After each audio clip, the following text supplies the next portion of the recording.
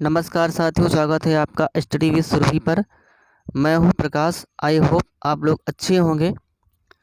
आज का जो हमारा वीडियो है वो संविधान के भाग 1 पर है और हम जो है संविधान के भाग 1 के बारे में चर्चा करेंगे, जो आगामी परीक्षा की दृष्टि से बहुत ही महत्वपूर्ण है। तो चलिए शुरू करते हैं। हमारा जो संविधान है उसका जो भाग 1 है उसमें 1 से लेकर 4 अनुच्छेद हैं। संविधान के पहले भाग में 1 से लेकर 4 अनुच्छेद हैं, जिसमें से हमारा पहला अनुच्छेद जो है वो ये बताता है कि भारत राज्यों का संघ है, और अनुच्छेद दूसरा बताता है भारत में नए राज्यों की स्थापना, जो विदेशी क्षेत्र शामिल किए जाएंगे उसके बारे में अनुच्छेद 2 बताता है।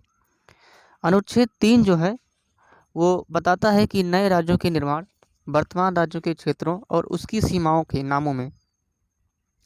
और नामों में परिवर्तन के बारे में आर्टिकल नंबर 3 बताता है।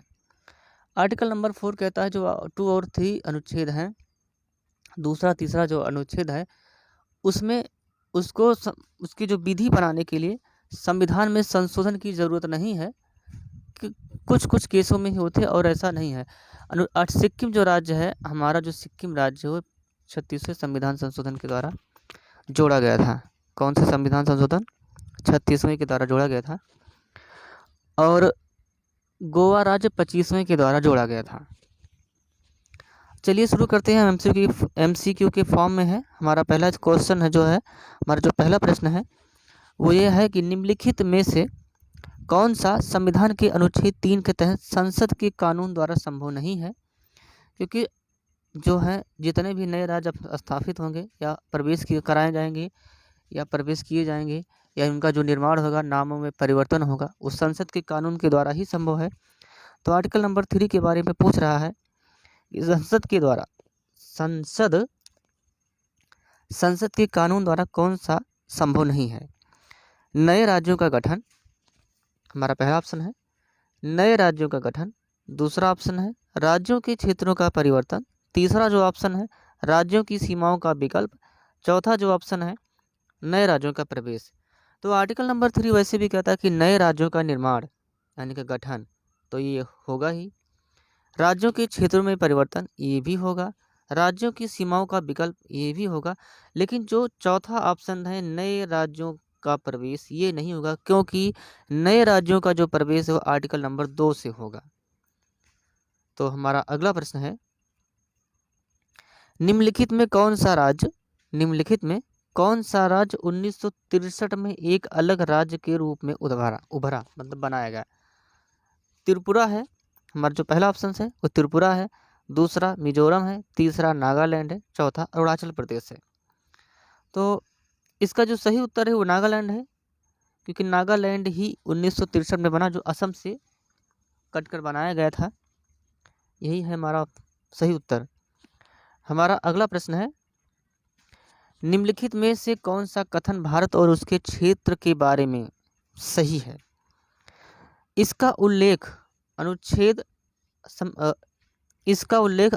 यानी कि संविधान के भाग 2 में किया गया है। इसका जो उल्लेख है ये संविधान के भाग 2 में किया गया। इसमें थोड़ा गलत टाइपिंग हो गई है। इसका जो उल्लेख है वो संविधान के भाग 2 में किया गया है। और हमारा दूसरा बता रहा है, जो हमारा दूसरा बताया कि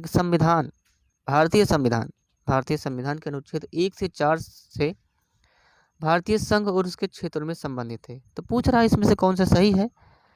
तो पहला जो कह रहा है कि भाग 2 में है, ये तो गलत है, क्योंकि भारत और उसके क्षेत्रों के बारे में जो जानकारी दी गई है वो भाग 1 में दी गई है, तो ये तो गलत हो गया। दूसरा कह रहा है कि 1 से 4 जो अनुच्छेद हैं वो संबंधित है भारतीय संघ उसके क्षेत्र से, तो ये तो सही है। तो इसका जो सही उत्तर हो जाएगा वो दूसरा हो जाएगा। हमारा अगला प्रश्न है, जम्मू और कश्मीर का विभाजन किसके प्रभाव में आया? जम्मू और कश्मीर का जो विभाजन है किसके प्रभाव में आया? 31 अक्टूबर 2019 से, 1 नवंबर 2019 से, 15 अगस्त 2019 से, 9 अगस्त 2019 से। तो इसका जो सही उत्तर है 31 अक्टूबर 2019 से आया। हमारा अगला प्रश्न है, भारत में कितने राज्य हैं? ये हमारा प्रश्न है। भारत में कितने राज्य हैं? तो भारत में 28 राज्य हैं, ये तो हर किसी को पता ही होगा। भारत में कितने राज्य हैं? 28 राज्य हैं और 8 यूटी हैं। हमारा अगला प्रश्न है, निम्नलिखित में से, हमारा जो प्रश्न है वो है, निम्नलिखित में से किस केंद्र शासित प्रदेश को भारत में आंशिक राज्य का दर्जा दिया गया है? बोल रहा है कि कौन सा ऐसा यूटी है जो जिसको जो है आंशिक राज्य का दर्जा दिया गया है? चंडीगढ़ है, दादर नगर हवेली है, दमन दीव है या पुडुचेरी है? तो चंडीगढ़ को तो ऐसे भी नहीं है, दमन दीव भी नहीं है और दादर नगर है, लेकिन पुडुचेरी है क्योंकि एक सीएम होता है और यहाँ एक उपराज्यपाल भी होता है, क्योंकि यहाँ पे चुनाव होते हैं, तो इसलिए इसे आंशिक राज्य का दर्जा दिया गया है। इसका जो सही उत्तर हो जाएगा वो पुडुचेरी हो जाएगा। ये भी हमारा यूटी है। और हाँ, हमारे देश में 28 राज्य और 8 यूटी हैं, जिसमें से पहला यूटी है, एक है एनसीआर दिल्ली, दूसरा अंडमान निकोबार, तीसरा दादर नगर हवेली और दमन दीव, चौथा है चंडीगढ़, पांचवा जम्मू और कश्मीर है, छठा लक्षद्वीप है, सातवां लद्दाख है, आठवां पुडुचेरी है। इस तरह हमारे 8 जो है यूटी हैं, यानी कि 8 केंद्र शासित प्रदेश हैं, यूनियन टेरिटरी हैं। हमारा अगला प्रश्न है, सिक्किम का अंतिम संप्रभु राजा कौन था? बोल रहा है सिक्किम का जो अंतिम संप्रभु राजा है वो कौन था? फटसोंग नाम गयाल था, या तेंजिंग नाम गयाल था, तासी नाम गयाल था, पाल्डन नाम गयाल था? इसका जो सही उत्तर है वो पाल्डन नाम गयाल हो जाएगा। और सिक्किम को 16 मई 1975 में 36वें संविधान संशोधन के द्वारा पहली अनुसूची में जोड़ा गया था, और ये भारत का 22वां राज्य बना था। और इससे जो है, इसकी जो सीमा है ये उत्तर में तिब्बत है, और ये पश्चिम में पूरब में भूटान है, पश्चिम में नेपाल है और दक्षिण क्षण में बंगाल है। हमारा अगला प्रश्न है, निम्नलिखित में से किस उच्च न्यायालय का अधिकार क्षेत्र केंद्र शासित प्रदेश लक्षद्वीप तक फैला है? ये हमारा प्रश्न है। मतलब कहने का मतलब ये है कि लक्षद्वीप जो यूटी है वो किसके न्यायालय क्षेत्र में आता है? केरल के आता है, बॉम्बे के आता है, केरल आता है, बॉम्बे आता है, तमिलनाडु है, दिल्ली में आता है, मतलब किसके राज्य किसके क्षेत्र में आता है? तो लक्षद्वीप का जो उच्च न्यायालय है वो केरल के अधिकार क्षेत्र में आता है। हमारे कई ऐसे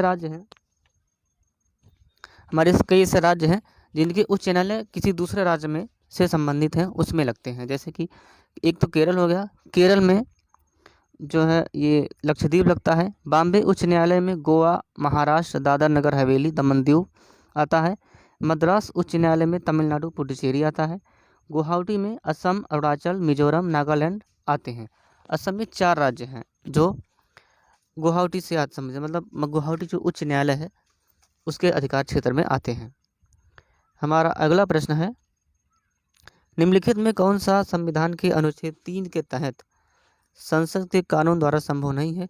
ये क्वेश्चन दोबारा हो गया, रिपीट हो गया है। इसका जो सही उत्तर है वो नए राज्यों के का प्रवेश जो है यही सही उत्तर है, क्योंकि ये अनुच्छेद दूसरे के द्वारा होता है। हमारा अगला प्रश्न है, गोवा राज्य का कुल क्षेत्रफल कितना है? गोवा राज्य का कुल क्षेत्रफल कितना है? 1702 kilometre square, 2702 kilometre square, 3702 kilometre square या 4702 किलोमीटर स्क्वायर? ये है, पूछ रहा है गोवा का कुल क्षेत्रफल कितना है। इसका जो सही उत्तर है वो 3703 किलोमीटर स्क्वायर है। और गोवा में 2 जिले हैं, एक उत्तरी गोवा, दूसरा दक्षिणी गोवा। यहाँ की भाषा कोंकणी है। सबसे बड़ा शहर जो है वास्को डी गामा है, और गोवा में ही मांडवी नदी बहती है, और यहीं पर दूध सागर झरना भी है। अंजुमा बीच, मोरजिम बीच, पालुपिन बीच, अंजुमा बीच ये हैं। और इसको जो है 371 अनुच्छेद, मतलब अनुच्छेद नंबर 371 के द्वारा विशेष प्रावधान मिलते हैं। हमारा अगला प्रश्न है, दमन और दीव, दादर और नगर हवेली केंद्र शासित प्रदेश एक ही केंद्र शासित प्रदेश कब बन गए? ये प्रश्न है। ये पूछ रहा है कब दोनों एक हो गए। तो इसका जो सही उत्तर हो जाएगा वो 26 जनवरी 2020 होगा। नहीं नहीं नहीं, 26 जनवरी 2019 जो है इसका सही उत्तर है, क्योंकि ये 26 जनवरी 2019 को ही दोनों एक हो गए, दादर नगर और दमन और दीव एक हो गए। पहले ये अलग अलग यूटी थे, बाद में इन्हें एक बना दिया गया 26 जनवरी 2019 को। और ये बॉम्बे उच्च न्यायालय के अधिकार क्षेत्र में आते हैं। हमारा अगला प्रश्न है, भारत का संविधान भारत को किस रूप में वर्णित करता है। हमारा प्रश्न है, भारत का संविधान भारत को किस रूप में वर्णित करता है। हमारा पहला ऑप्शन है राज्यों का संघ, अर्धसंघीय, राज्य और केंद्र शासित प्रदेशों का एक महासंघ, एक राज्य एक एकात्मक राज्य। तो भारत का जो संविधान हो भारत को राज्यों का संघ बताता है, क्योंकि आर्टिकल नंबर 1 कहता है इंडिया दैट इज भारत राज्यों का संघ है, ये बताता है।